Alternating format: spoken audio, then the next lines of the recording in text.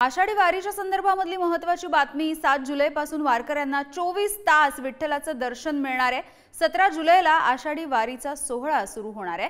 पंढरपूरमध्ये आषाढी वारीच्या नियोजनासाठीची बैठक पार पडलेली आहे। 17 जुलैला आषाढी वारीचा सोहळा सुरू होणार असल्याची माहिती आहे आणि त्याच पार्श्वभूमीवरती आता वारकऱ्यांसाठी महत्त्वाची बातमी नियोजनासाठीची बैठक पार पडलेली आहे आणि 7 जुलैपासून वारकऱ्यांना 24 तास विठुरायाचं पांडुरंगाचं दर्शन घेता येणार आहे।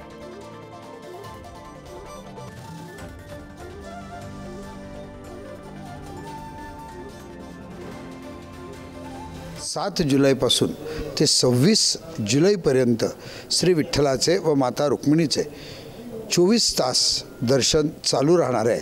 आज त्याचाही निर्णय मंदिर समितीतून घेण्यात आला आहे। वारकऱ्याची जास्तीत जास्त मांदियाळी पंढरपूरला येण्याची दाट शक्यता आहे व त्या दृष्टिकोनातून मंदिर समितीनं वारकऱ्यांची अतिशय चांगल्या पद्धतीनं सुलभ दर्शनाची व्यवस्था केली आहे।